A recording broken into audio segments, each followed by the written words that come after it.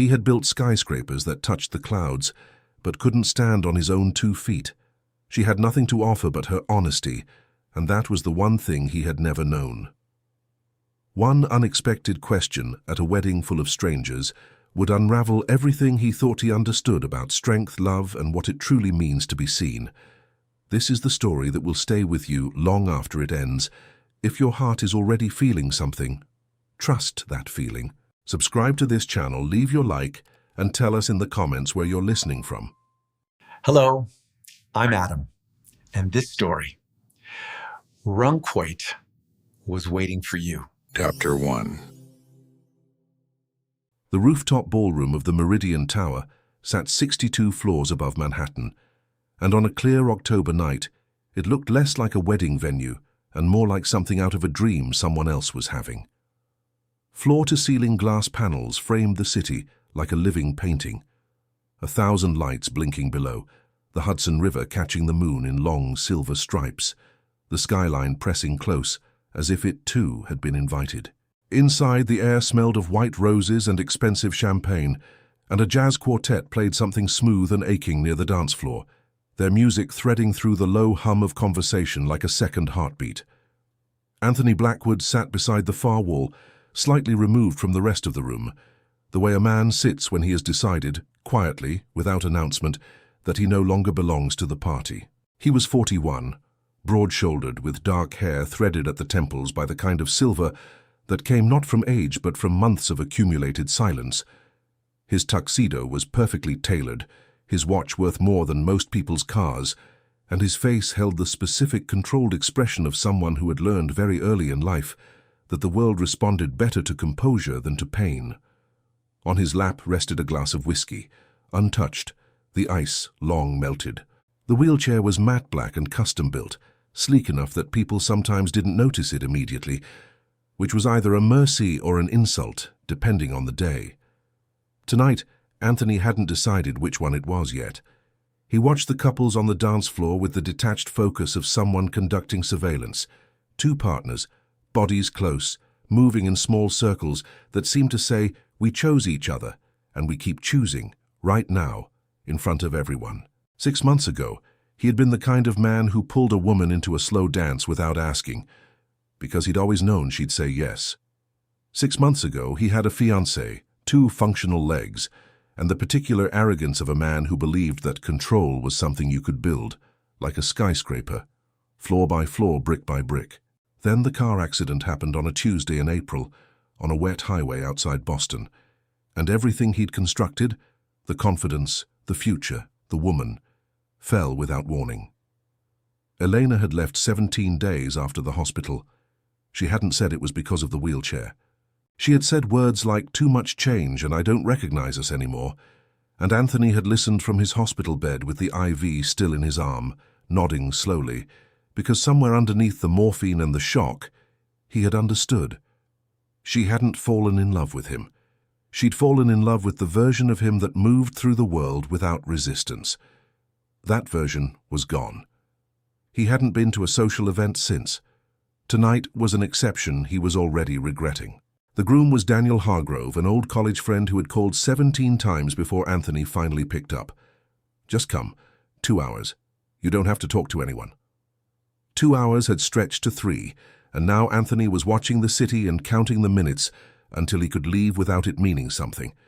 He was reaching for his phone when he heard it, a small sound, distinct against the music, footsteps that were too light and too fast to belong to any adult, and then a presence appeared at his left side, a boy of about 6, wearing a tiny navy suit with a clip-on bow tie that had gone slightly sideways. He had bright, curious eyes, and the total absence of self-consciousness that belongs exclusively to children and the very old. The boy stopped directly in front of Anthony's wheelchair and stared at it with open, uncomplicated fascination. "Does it go fast?" he asked. Anthony blinked. In 6 months, no one had asked him that. They'd asked how he was coping, whether he needed anything, whether he'd considered therapy, whether the settlement was significant. No one had asked if it went fast. "Faster than you'd think," Anthony said after a beat. The boy considered this seriously. "Like a race car?" More like a very expensive office chair. The boy giggled, a real unguarded sound, and Anthony felt something shift almost imperceptibly in the rigid architecture of his chest. Leo. A woman's voice, warm and slightly breathless, came from behind the boy. I told you not to run off. Anthony looked up. She was threading through the edge of the crowd with the focused energy of someone used to moving quickly. A green silk dress, simple and modern, her dark hair pinned loosely with a few strands falling at her jaw. No dramatic entrance, no awareness of being watched. She reached the boy and crouched to straighten his bow tie with practiced, automatic tenderness. Then she looked up and met Anthony's eyes. She didn't flinch. She didn't look away with that particular discomfort people showed when they realized they were looking at the wheelchair. She just looked at him, directly, calmly, the way you look at a person. I'm sorry, she said, standing. He has a thing for interesting machines. I've been called worse, Anthony said. Her mouth curved, not a polished smile, something smaller and more genuine, like the beginning of a thought. And the boy tugged her sleeve and whispered something in her ear that Anthony couldn't hear. Whatever it was, it made her pause. She glanced at Anthony once more, something shifting behind her eyes, a decision forming, quiet and unhurried. The jazz quartet moved into a new song. The city glittered 62 floors below, and Anthony Blackwood, who had spent 6 months building walls tall enough to keep the world at a comfortable distance, had absolutely no idea what was about to happen next. Chapter 2. The whisper lasted only a few seconds. Leo's small lips pressed close to his mother's ear, his eyes still fixed on Anthony, with that unblinking, fearless attention that children reserve for things they find genuinely important. Bonnie Calloway listened, and something in her expression shifted, not into pity, not into the careful, performative concern Anthony had grown so used to reading on people's faces. It shifted into something quieter, something that looked almost like recognition. She straightened up, smoothed the front of her green silk dress with one hand, and looked at Anthony the way someone looks at a decision they've already made, but are taking one final breath before acting on. He says you look very lonely, she said. No apology wrapped around it, no cushioning. Just the words delivered with the same directness you'd use to say it looks like rain. Anthony held her gaze.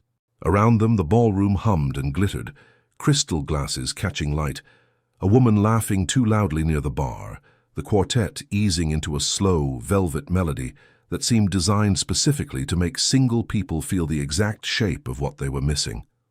Your son is very observant, Anthony said carefully. Embarrassingly so. She glanced down at Leo, who was now studying the wheels of Anthony's chair with the focused intensity of a small engineer. I'm Bonnie. I'm here with the bride. We grew up together. She extended her hand, clean and unadorned, nails short, a faint smudge of something green near her wrist that might have been flower dye. He shook it. Anthony. I know who you are, she said, not with awe, not with the slight breathlessness people usually had when they said it, just acknowledgement. Fact. Then you have the advantage, he said, for once. The corner of her mouth lifted. Would you like company, Anthony? We're not doing anything important. Leo's already eaten his weight in shrimp cocktail, and I've run out of people to pretend to know. She paused, then added, with complete sincerity, no obligation. I'm genuinely asking. The genuinely was the thing that caught him. Not I'd love to sit with you or you shouldn't be alone. Nothing that framed him as a project or a charity. Just a woman who was also, in her own way, standing slightly outside the warmth of the room, extending an honest invitation. Sit down, he said, before I change my mind. She sat. Leo immediately claimed the chair on her other side, pulled out a small figure from his jacket pocket, some kind of robot battered from use, and began a private, murmured game that required no audience. For a moment, neither Bonnie nor Anthony spoke. It wasn't uncomfortable. It was the kind of silence that exists between people who don't feel the need to perform for each other yet, which was, Anthony thought, already unusual. Floristry, he said, nodding at her wrist. She looked down, then laughed softly. A real laugh, surprised out of her. That obvious? You missed a spot. I always miss a spot. She rubbed at it absently. I have a small shop in Lincoln Square, mostly events, some everyday arrangements. Nothing like, she gestured broadly at the cascading white floral installations draping the venue's archways. This level. But I know the woman who designed these. We trained together, back when I thought I'd end up doing luxury weddings. What changed? She glanced at Leo. The answer was self-evident and she didn't dress it up. Life. The good kind of change, mostly. She said it without martyrdom, without the slight tremor people sometimes use to signal that they wanted to be asked more. She said it like a fact she had long since made peace with. Anthony watched her profile for a moment, the easy way she held herself, the absence of pretense. He was used to people performing around him now, performing comfort, performing normalcy, performing the careful choreography of I don't see the wheelchair. Bonnie wasn't performing anything. She was just sitting in a chair at a wedding, occasionally stealing a glance at the dance floor, one hand resting lightly on her son's back. It was disarming in a way he hadn't anticipated and didn't quite know how to categorize. You're not going to ask me about the accident, he said. It came out more direct than he intended. Less question, more observation with an edge to it. She turned to look at him. No, she said simply. Why not? Because you didn't come here tonight to talk about it. Her eyes were steady, dark, completely unbothered by his tone. And because that's not actually the most interesting thing about you. The quartet shifted into something slower. Across the room, the bride and groom swayed together in a private world, forehead to forehead, the rest of the wedding dissolving around them. Anthony looked at Bonnie Calloway, this woman with flower dye on her wrist and a 6-year-old who saw too much, and felt for the first time in months the dangerous sensation of wanting to stay somewhere a little longer than planned. Chapter 3. The night had settled into something softer. The formal toasts were done, the cake had been cut, and the wedding had quietly shifted from ceremony into something more intimate. Smaller clusters of people, shoes abandoned under tables, jackets draped over chairs. The overhead lighting had dimmed to a warm amber that made everything look slightly golden, slightly unreal, like a memory being formed in real time. Bonnie and Anthony hadn't moved from their corner of the room. Leo had lasted another 40 minutes before his eyes started losing the fight against sleep, his small body gradually listing sideways until his head found its way to his mother's lap, the battered robot still clutched in one hand. Bonnie had adjusted automatically, one arm curving around him without interrupting the conversation, the way mothers do, that seamless, unconscious choreography of care that requires no thought because it has become the body's first language. Anthony watched it happen and said nothing, but something in him registered it, the way you register a detail that matters before you understand why. You were saying, Bonnie prompted, picking up the thread they'd dropped when Leo nearly fell off his chair. I was saying that the tech industry has a mythology problem, Anthony said. Everyone wants to be the visionary. No one wants to be the person who makes the visionary's ideas actually work. And which one are you? Both, which is the most exhausting option. She smiled at that, a real one reaching her eyes. That sounds incredibly lonely. It is, he said, before he could decide whether to say it. The admission sat between them, unguarded and slightly startling, like something that had slipped out a door he thought he'd locked. He watched for the reaction, the sympathy lean, the soft, oh, I'm sure it's not that bad.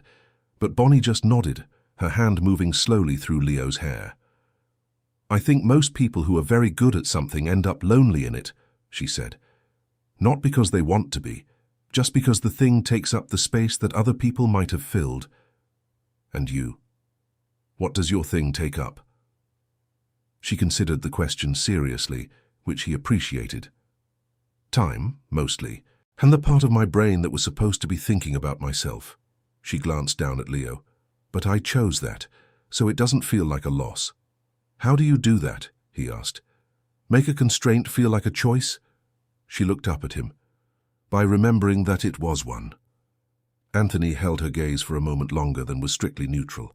There was something in the way she spoke, without performance, without the need to impress or soften or package her thoughts attractively, that he found increasingly difficult to look away from.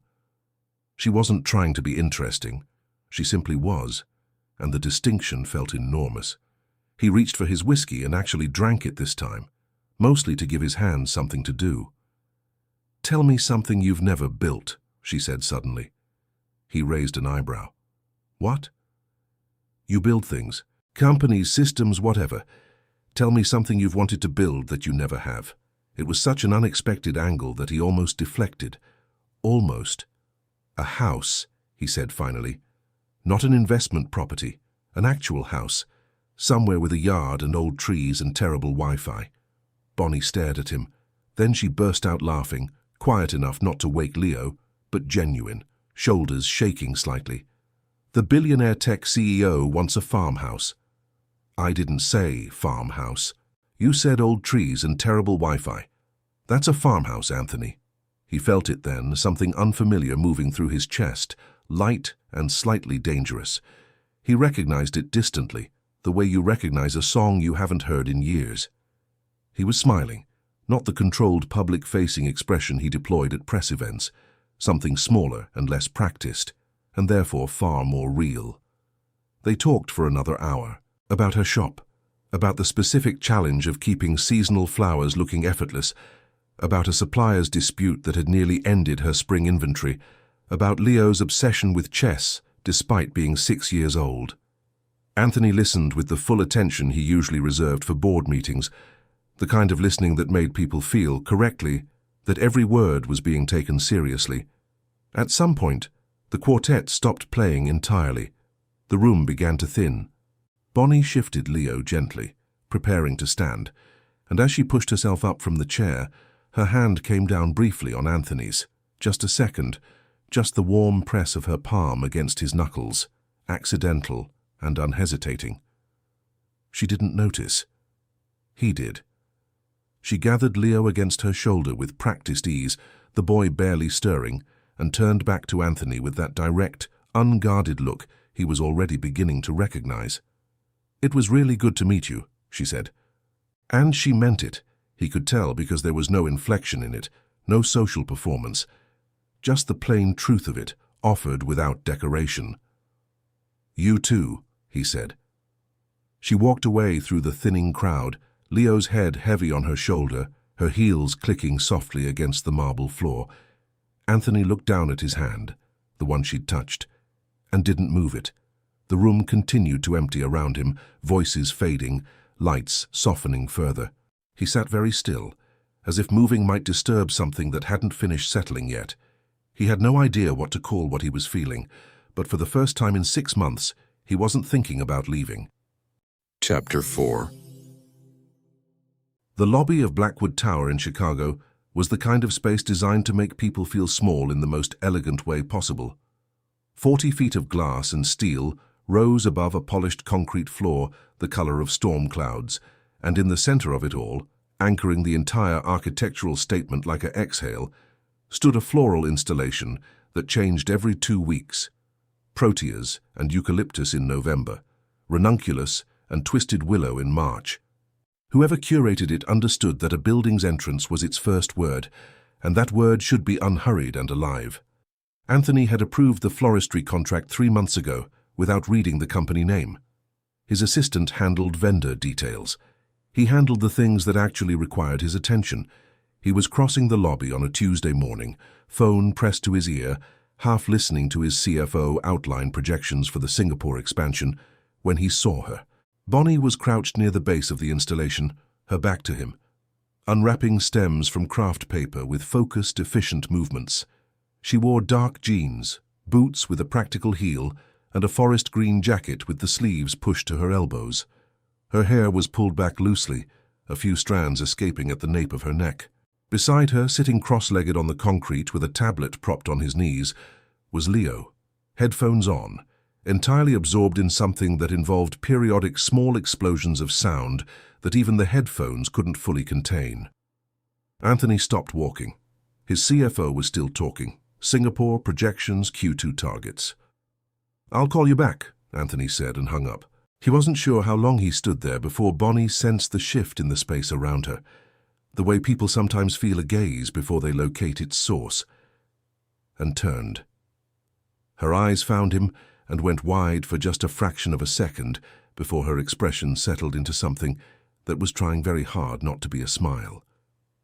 "Anthony Blackwood," she said, standing slowly, a stem of white ranunculus still in her hand.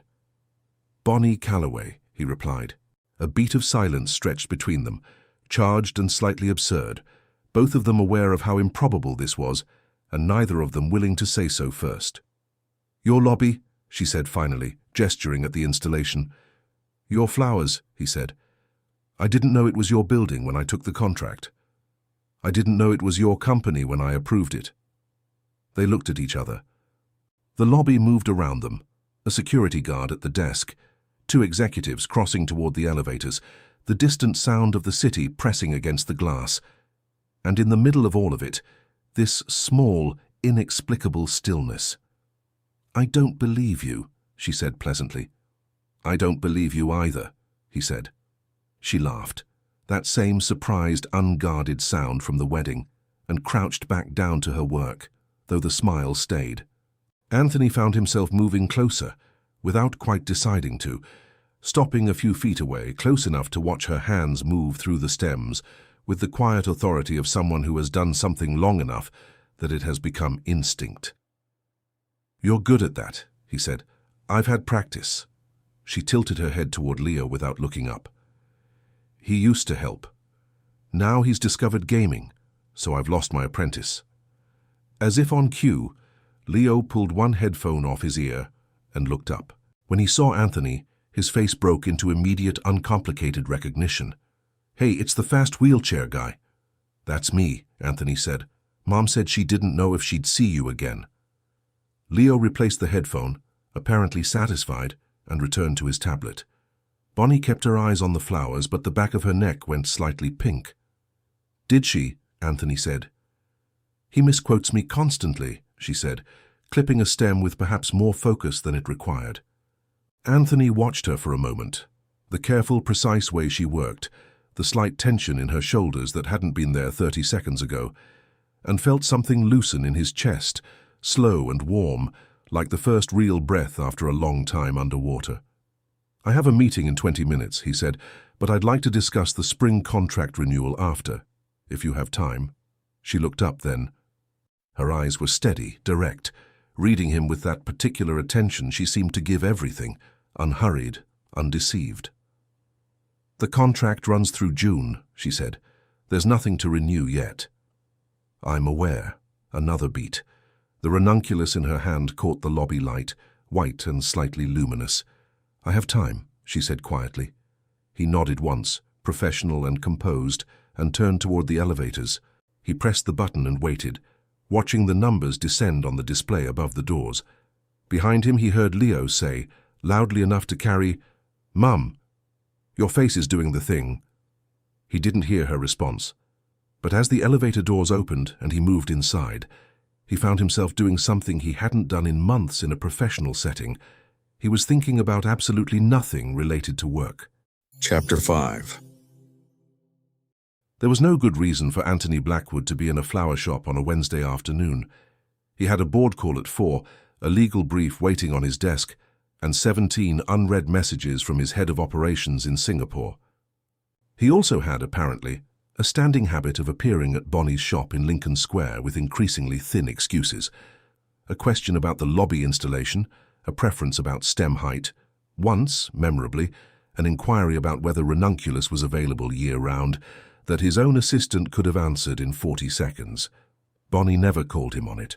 She just handed him coffee from the small machine behind the counter and went back to whatever she was working on, which he had come to understand was her particular way of saying, "You're allowed to be here," without making it into something he'd feel the need to deflect. The shop itself was small and precisely organized, refrigerated cases along one wall holding cut stems sorted by color and variety, a work table in the center scarred from years of use, Shelves lined with glass vases and craft paper and spools of ribbon in every neutral shade imaginable. It smelled of cold water and green things, and something faintly sweet that Anthony had stopped trying to identify and started simply associating with the specific loosening of tension he felt when he came through the door. Today, Leo was at the work table across from Anthony, a chessboard between them, his small face set in an expression of profound strategic concentration. He was losing, but he didn't seem particularly bothered by this.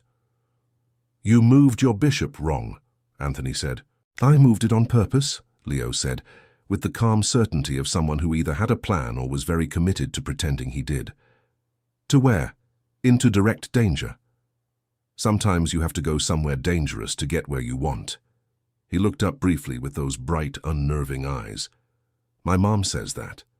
Anthony looked at the board, then at the doorway to the back room, where Bonnie was assembling a centerpiece order, her movements visible through the gap, hands moving, head slightly bowed, the concentrated quiet of someone completely absorbed in what they love. "Do you like my mom?" Leo asked. The question landed with the particular weight that only honest, uncomplicated things carry. No preamble, no softening, no awareness that it might be difficult. Just the question, direct as a compass needle pointing north. Anthony took a moment. He owed the boy that much. "I think your mother is one of the most interesting people I've met in a long time," he said carefully. Leo considered this. "That means yes," he said, and moved his knight. Anthony looked at the knight's new position and realized, with mild astonishment, that the boy actually had a plan.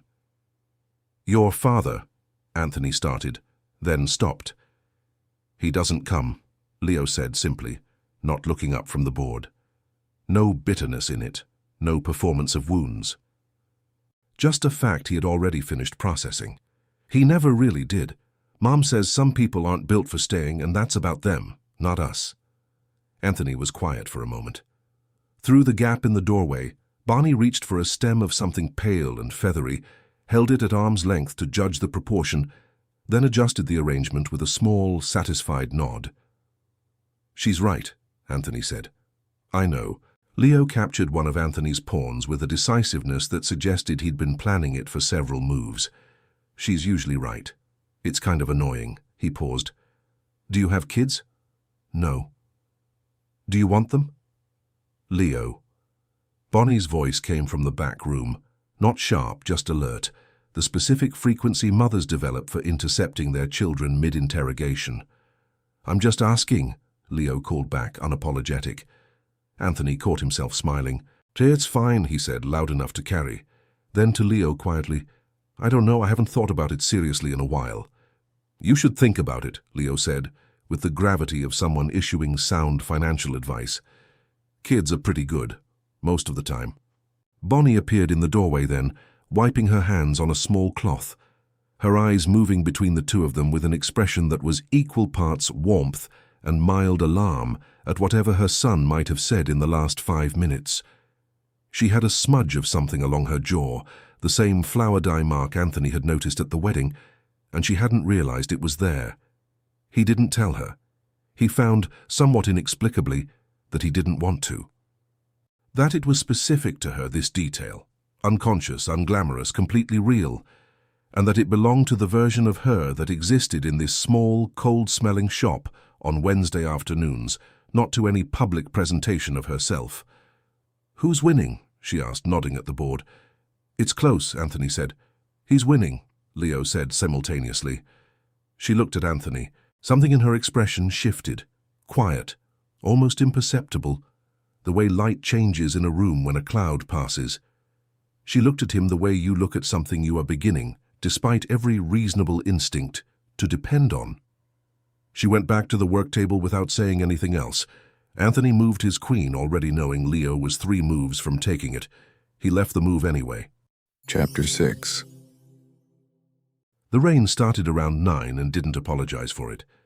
Chicago in November had a particular kind of weather that felt less like a season and more like a disposition, heavy, relentless, the kind that pressed against windows and made the inside of any room feel both smaller and safer than it actually was. Anthony sat in his penthouse apartment on the 44th floor of a building he partly owned, the city reduced to blurred lights and wet glass, a book open on his lap that he hadn't read a word of in 40 minutes. He picked up his phone, put it down, picked it up again. He didn't have a pretense ready. For the first time in recent memory, he hadn't prepared one. He just found Bonnie's name in his contacts and pressed call before the more careful part of his brain could intervene. She answered on the third ring. Anthony. Not surprised exactly, more like settled, as if she'd been somewhere quiet and his voice fit into it without disruption. Did I wake you? He asked. No, Leo's asleep. I'm just... A small pause, the soft sound of movement. Sitting. It's raining here. Here too. Another pause, comfortable in the way that silences between certain people become comfortable, not empty, but full of something that doesn't need to be named yet. Are you all right? She asked. Not with alarm, with attention. He looked at the rain tracking down the floor-to-ceiling window, each drop finding its own crooked path to the bottom. I've been thinking about the accident, he said. The words came out steadier than he expected, which surprised him. He had said the accident publicly many times, to journalists, to board members, to his physical therapist. He had said it with composure and precision, framing it the way you frame something you have decided not to be destroyed by. This felt different. This felt like saying it to someone instead of at them. Tell me, Bonnie said simply. No only if you want to or you don't have to. Just tell me. As if she had the time and the steadiness to hold whatever he offered, and he didn't need to package it neatly first. So he did. He told her about the highway outside Boston, wet asphalt, a driver who ran a red light at 60 miles an hour, the specific, disorienting silence that followed the impact before the pain arrived. He told her about waking in the hospital to fluorescent light and the distant sound of monitors, and the slow, horrible process of understanding what the stillness in his legs meant. He told her about the doctors, who were kind and careful, and said everything correctly. He told her about his mother flying in from London, her face doing the thing faces do when people are trying not to show you how frightened they are. And then he told her about Elena. She came every day for the first 2 weeks, he said. She held my hand. She said the right things. And then one morning she came in and I could tell, before she opened her mouth I could tell, that she had already decided. There was a quality to the way she sat down, like someone who has rehearsed. He paused. She said she loved me but that she wasn't strong enough for what our life would become, and I told her I understood. Did you? Bonnie asked quietly. No, he said. I understood the logic of it. I didn't understand how someone could leave before they'd even seen what the life would become. She left a version of the future she'd imagined, not me. But at the time, I didn't know how to separate those things. The rain intensified briefly, drumming against the glass, then softened again. I think that's one of the loneliest kinds of grief, Bonnie said, losing someone who's still alive. Who chose to go? He exhaled slowly. Yes. And you've been carrying that for 6 months. I've been carrying the version of it that fit in a press statement, he said. This is the first time I've said the actual thing. The quiet that followed wasn't empty. It was the kind of silence that exists after something true has been said, and the air needs a moment to adjust to it. Thank you for telling me, Bonnie said. 3 words. No follow-up analysis, no reframing, no gentle suggestion that time heals, or that Elena's loss was ultimately his gain. Just, thank you for telling me. As if the telling itself had value independent of any response to it. As if she understood that what he had needed was not to be consoled, but to be heard by someone who would take the weight of it seriously, without collapsing under it. Anthony pressed his hand flat against the cold glass of the window, feeling the rain on the other side of it. Bonnie, he said. Still here, she said. He closed his eyes. Outside, the city kept moving, wet and indifferent and luminous, and for the first time since April, the distance between Anthony Blackwood and the rest of the living world felt, if not closed, then at least crossable. Neither of them said goodbye for a very long time. Chapter 7. The official reason was seasonal arrangements. Anthony had said it with complete composure in the text he sent on a Thursday morning. I have a business trip to San Francisco next week. The office lobby there needs a seasonal refresh. I thought your eye for this kind of thing would be useful. Bonnie had read it twice, then typed back, "That's a very elaborate reason to invite someone to San Francisco." He had replied, "It's a legitimate business matter." She had replied, "I'll bring Leo." He had replied, "I already booked him a seat." Which was how, on a Tuesday in late November, the three of them ended up in a black SUV moving through the fog-wrapped streets of San Francisco, Leo pressing his face against the window with the focused wonder of a child experiencing a new city for the first time, and Anthony watching Bonnie watch Leo with an expression he had stopped pretending wasn't what it was. The business meeting took 2 hours. It was genuine. He had a real office here, real decisions that required his presence. But the way he'd scheduled it, cleared by noon, left the entire afternoon deliberately, carefully open. He hadn't mentioned this part. He didn't need to. When he met Bonnie and Leo in the hotel lobby at 12:15, she looked at him with those steady, perceptive eyes and said nothing, which meant she had already understood. They took the waterfront. Fisherman's Wharf on a November Tuesday was quieter than its summer self. The tourist density thinned, the air sharp and salt-edged, the bay restless under a pale sky that couldn't decide between grey and silver. Leo ran ahead on the wide promenade with the tireless energy of a child who treats every new surface as an invitation, stopping periodically to investigate something: a sea lion on a dock, a street performer, a particularly interesting crack in the pavement, before launching forward again. Anthony moved beside Bonnie at the unhurried pace the wheelchair and the uneven waterfront required, and she matched it without comment or adjustment, the way she always did, not slowing for him, just naturally aligning, as if his pace had always been hers. The wind off the bay was constant and cold, and carried the smell of brine and distant rain. Bonnie had her hands in the pockets of her camel coat, her cheeks flushed from the cold, her hair doing what hair does near open water, escaping whatever arrangement it had started the day in and simply becoming itself. She looked, Anthony thought, like someone who belonged to weather, like someone the wind knew. "Tell me something you've never told anyone," she said, eyes on the water. "I told you something last week," he said. "Tell me something else." He was quiet for a moment. A container ship moved slowly across the far edge of the bay, enormous and unhurried. "I haven't listened to music since the accident," he said. "I used to, constantly, in the car, at the office, running." He paused on the word, aware of its weight, and let it sit. "Now I can't. It makes everything feel too present." Bonnie turned to look at him. "Too alive?" "Something like that." She didn't fill the silence with comfort. She just looked at him with that quality she had, of receiving difficult things without deflecting them, and nodded slowly, as if filing it somewhere careful. Leo had stopped 30 feet ahead at the railing, pointing excitedly at something in the water below. Bonnie smiled at him, then turned back to the bay, and then Anthony reached for her hand. It wasn't impulsive, or rather it was, but the kind of impulse that has been building so gradually that by the time it arrives, it feels inevitable rather than sudden. His hand found hers at her side, and his fingers closed around hers, and she went very still for a single second before her hand turned slightly in his and held back. They didn't look at each other immediately. They both looked at the water, at the grey-silver surface of the bay, at the container ship making its slow crossing, at Leo pointing at sea lions with the authority of someone making an important discovery.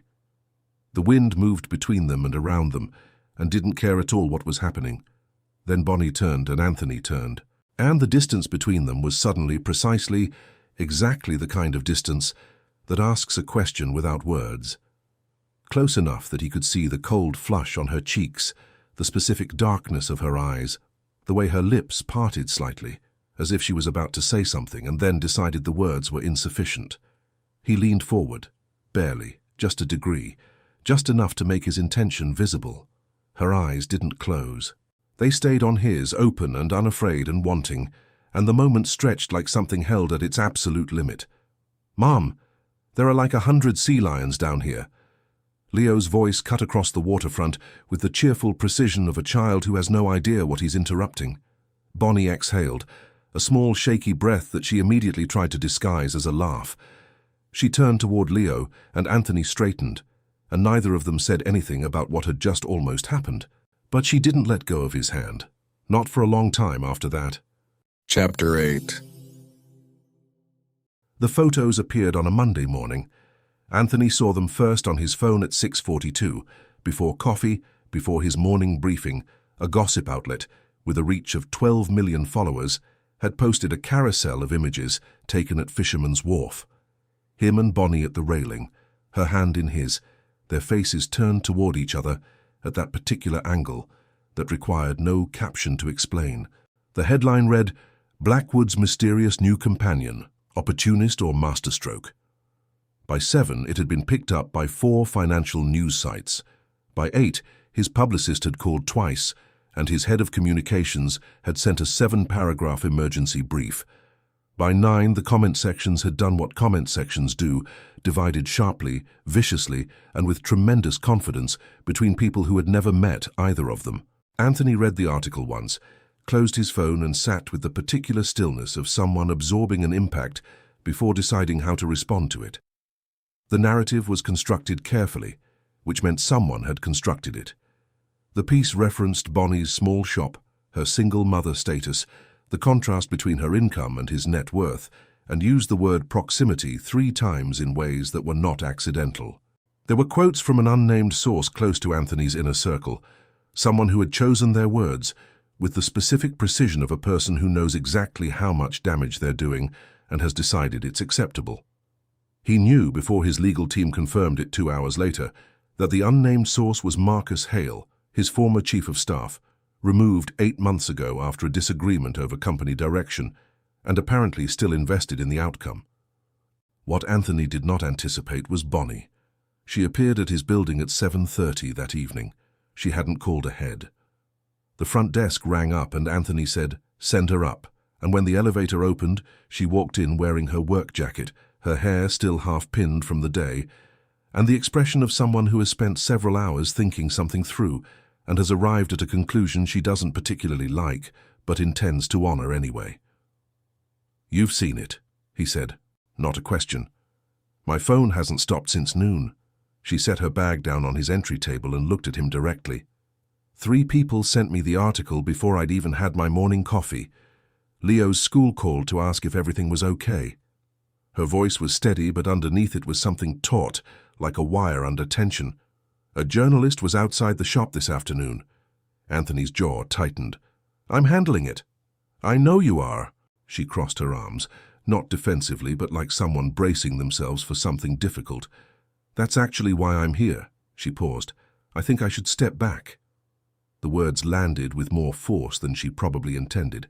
Anthony went very still. "Bonnie, listen to me." Her voice didn't waver. "I have a 6-year-old. I have a business I've built from nothing. I have a life that exists entirely outside of this."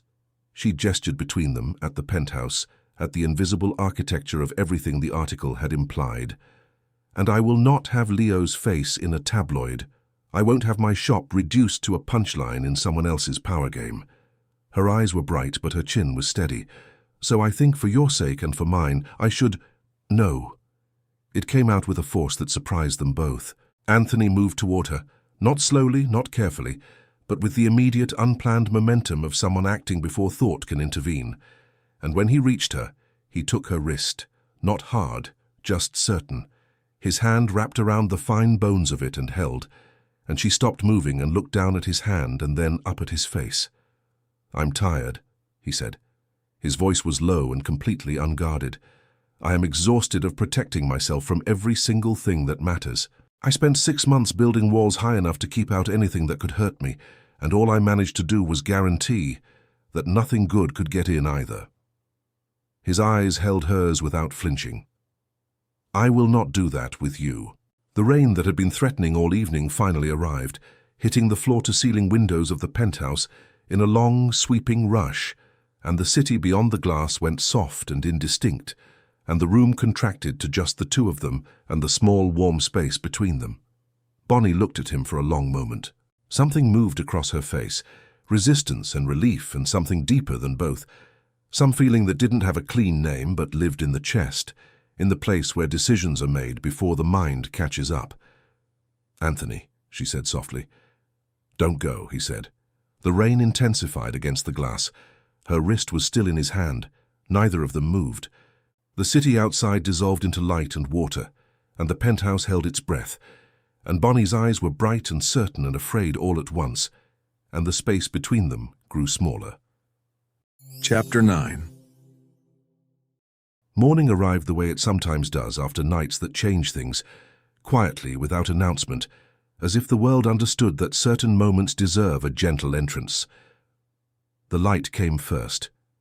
Pale and golden, it pressed through the panoramic windows of the penthouse in long horizontal bands, painting the floor in warm stripes that stretched across the dark hardwood and climbed the far wall like something slow and deliberate. New York was already awake below. The distant murmur of traffic, the occasional horn, the city's perpetual indifferent hum. But up here, 60 floors above it all, the sounds arrived softened and distant, like music from another room. Bonnie was awake before him. She stood at the window with both hands wrapped around a coffee mug, her back to the room, wearing one of Anthony's shirts that reached mid-thigh, her feet bare against the dark floor, her hair loose and slightly wild from sleep. She was looking at the city the way you look at something that has surprised you, with attention, and a kind of quiet wonder, as if Manhattan had rearranged itself overnight into something she hadn't seen before. She hadn't heard him wake. Anthony lay still for a moment, watching her. There was something about the image that made him reluctant to move, not because he was afraid it would end, but because it felt complete in a way that demanded to be received fully before anything else happened. She was completely herself in that moment. No performance, no awareness of being seen, just a woman in an oversized shirt, drinking coffee in the early light, present in his space with the naturalness of something that had always belonged there and was only now finding its way home. He had spent 6 months in this apartment, becoming increasingly fluent in its silences. He knew the way the morning light moved across the floor, knew which hour the city noise peaked and softened, knew the specific quality of the quiet that settled in at 2 in the morning, when even New York seemed to exhale. He had catalogued all of it alone, and the solitude had become so familiar that he'd stopped recognizing it as loneliness.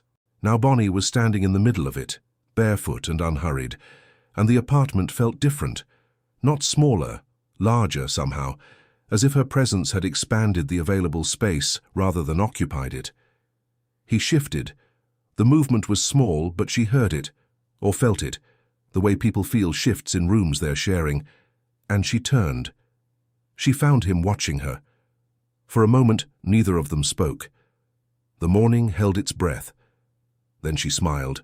It was small and unperformed, the kind of smile that exists before self-consciousness arrives, in the first unguarded seconds of being seen. It reached her eyes and stayed there, warm and slightly uncertain. Like the beginning of a sentence she was still deciding how to finish. Anthony opened his hand toward her, palm up, a simple gesture, unhurried, without demand.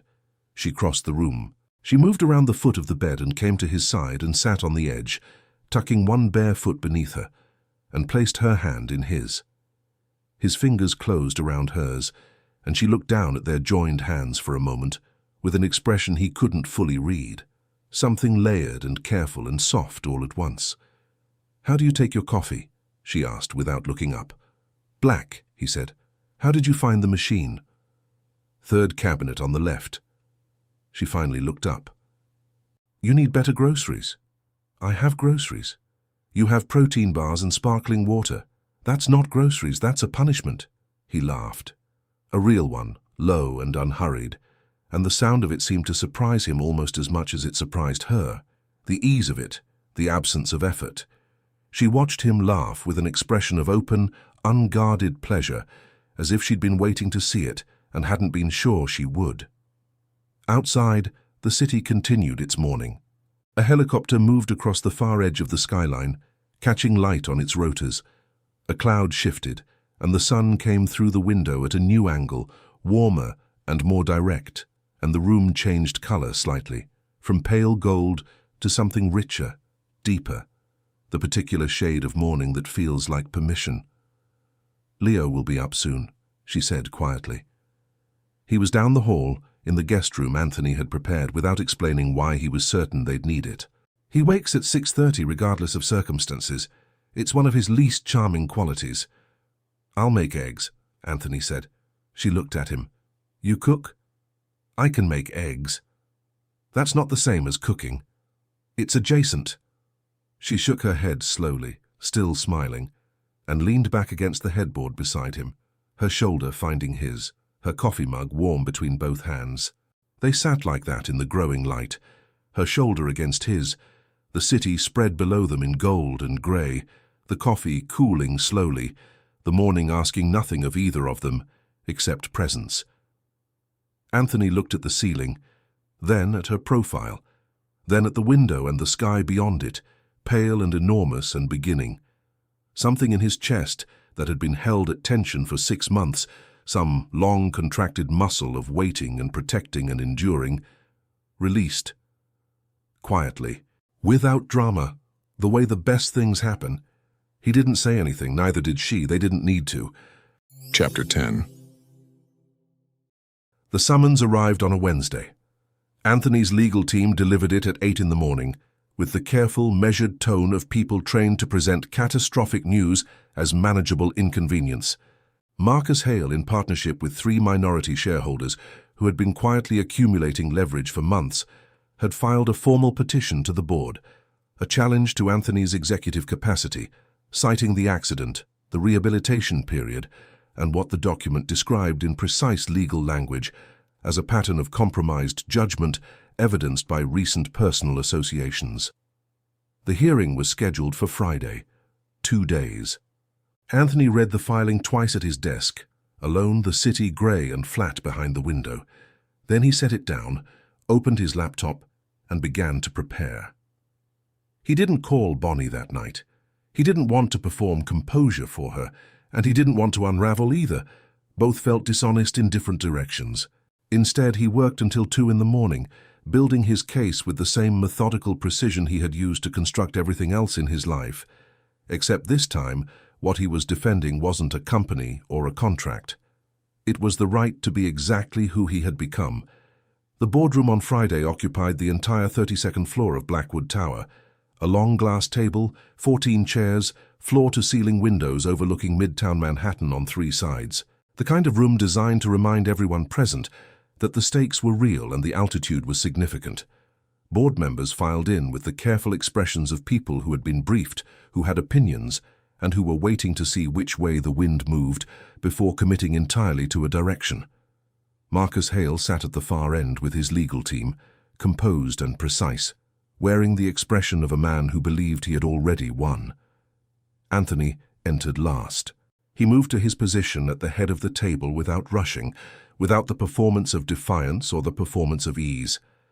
He simply arrived, set his portfolio on the table, and looked at the room with the steady attention of someone who has decided, clearly and without drama, what this moment means and what it doesn't. He didn't see Bonnie until he was already seated. She was in the first row of the observer gallery, a glass-walled section along the north side of the room, separated from the main table by a partition that made her presence visible but kept her outside the proceedings. She sat straight, hands folded in her lap, Leo beside her in a navy sweater, coloring quietly in a small notebook as if boardrooms were perfectly ordinary places for a 6-year-old on a Friday morning. Bonnie's eyes found Anthony's the moment he looked up. She didn't smile. She didn't nod or gesture or perform encouragement. She simply looked at him, directly, steadily, with the full and undeflected attention she gave everything that mattered to her, and held his gaze for exactly long enough to say, without a single word, "I am here. I see you. Go." Anthony looked at her for 3 seconds. Then he opened his portfolio and began. He was precise. He was thorough. He walked the board through 18 months of performance data, through the post-accident operational decisions that had yielded the highest quarterly returns in the company's history, through the Singapore expansion, the Chicago infrastructure contracts, the restructured leadership model that his physical therapist had once watched him outline from a hospital bed because he hadn't been able to stop working long enough to recover properly. When Marcus's legal team presented their argument, the personal associations, the alleged compromised judgment, the photographs from San Francisco, Anthony let them finish completely before he responded. "You're arguing," he said quietly, "that falling in love is evidence of diminished capacity." He let the sentence sit. Around the table, something shifted. "I'd suggest the opposite. The only thing compromised this year was my willingness to accept isolation as a substitute for living." He looked at Marcus directly. "I'm not the man who left this building in an ambulance in April. I'm better, and I have the numbers to prove it." The vote took 11 minutes, 9-2, motion denied. Marcus gathered his papers with the contained, careful movements of a man absorbing a defeat he had been certain wouldn't come.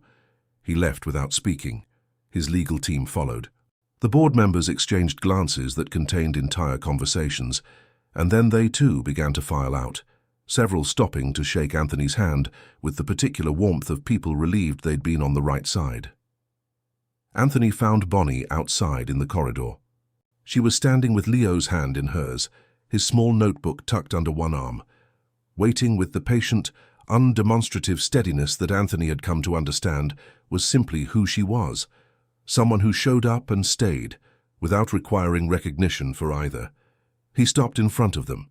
Leo looked up with bright, interested eyes. Anthony looked at the two of them, this woman who had walked toward him across a wedding reception without pity or agenda, and this boy who had asked him if his wheelchair went fast and beaten him at chess and told him with brutal 6-year-old honesty that life was worth building toward. "I don't know how to walk," Anthony said. His voice was steady and quiet and completely unguarded. "But I know where I want to go." Bonnie's eyes went bright. Not with tears, with something that lived just past them, in the place where relief and joy and recognition meet. Leo released his mother's hand, stepped forward, and wrapped both arms around the wheel of Anthony's chair with the total, uncomplicated commitment of a child who has already decided where he belongs. And New York moved around them, loud and indifferent and magnificent, for once entirely unaware that something irreversible and important had just happened in a corridor on the 32nd floor. He had built towers that touched the sky, but it took one honest woman and a 6-year-old boy to teach him what it meant to have solid ground. Anthony Blackwood didn't find love despite his limitations. He found it because he finally stopped pretending he had none. And in that surrender, quiet, courageous, and completely unplanned, he discovered that the bravest thing a powerful man can do is simply allow himself to be seen. What would change in your life if you stopped protecting yourself from the things that matter most? If this story moved you, subscribe to the channel and leave your like. It helps more than you know. Drop a comment telling us where you're listening from. And if this one truly got to your heart, click Valo Demise. Your support is what keeps these stories alive. I am ADM. Until the next page, where anything can happen.